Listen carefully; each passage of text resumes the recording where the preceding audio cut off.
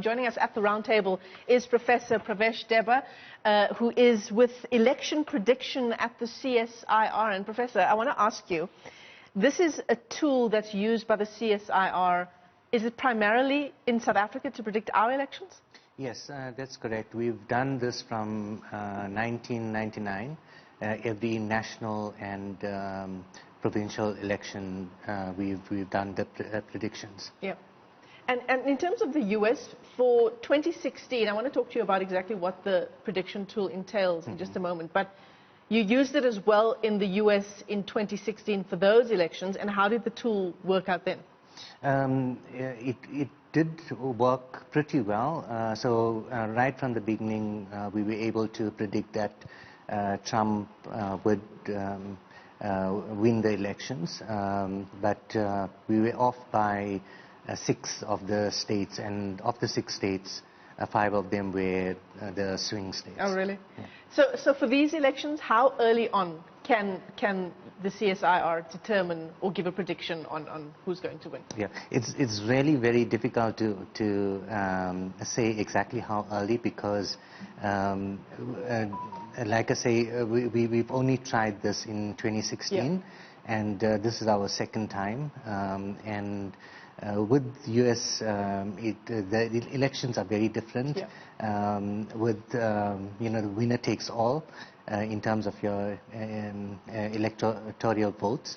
So it becomes very difficult to be certain. But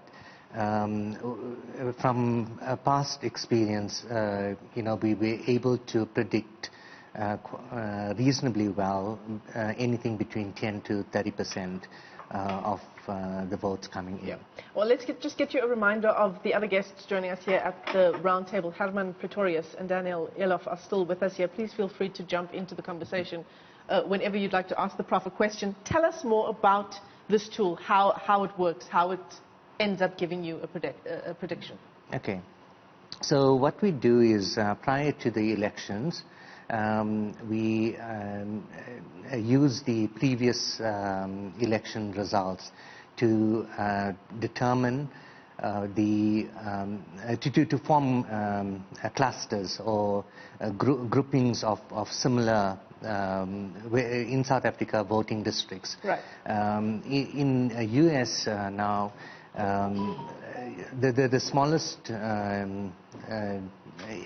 area that we can look at is the precinct level. But the problem is we don't get the data at the precinct level. We get it at the county level. Right. So we are doing this at a county level, and we're forming clusters or groupings, and we form about 20 groupings. So that is done prior to the election from the previous election results. Now, once the election results starts coming in, what we do is we match the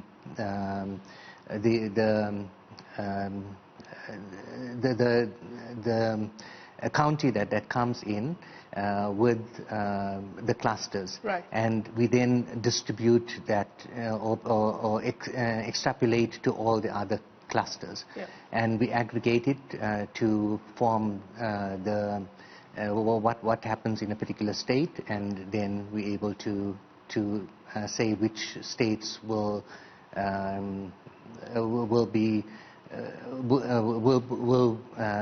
win by either Trump or Biden. Yeah, whether the state will be either blue or red. Blue or so red. Vote counting is still well underway. One very interesting issue that we've been promising the viewers a discussion on vote counting. We'll get there in a second. But we've been talking about this magic number of 270 electoral college votes. 2020 being what it is, what if each candidate gets 269? So I must say that's for political geeks like myself, that is, that's like some sort of illegal substance. It just sends you on a trip, because it is possible for the 2 candidates to get 269 votes in the Electoral College each. Now, when the Electoral College meets next, I think early in January, you have the possibility of a so-called faithless elector, where some of the states do not bind the electors that they send to vote in the Electoral College to vote as instructed. So you can have then a faithless elector swinging, from one to the other, and you have a 270. But that wouldn't be fun to analyze. So what happens in an electoral college tie of 269 each is the House of Representatives, the incumbent House of Representatives, the new House of Representatives chooses the President, and the Senate chooses the Vice President. And there's a very good likelihood that we're looking at a Democratic House of Representatives and a Republican Senate. So where the House of Representatives might decide to make Joe Biden president, the Senate might decide to make Mike Pence vice president, and then instead of a Biden-Harris administration or a Trump-Pence administration, you have a Biden-Pence administration. Wouldn't that be fun, though? It would be remarkable, because, and if you really go Has it happened before? No. No. Yeah. If you go into a very, very granular level, then Mike Pence is the vice president constitutionally, is the tiebreaker in the Senate. And there's a possibility that we have 50 Republican senators, 50 Democratic senators.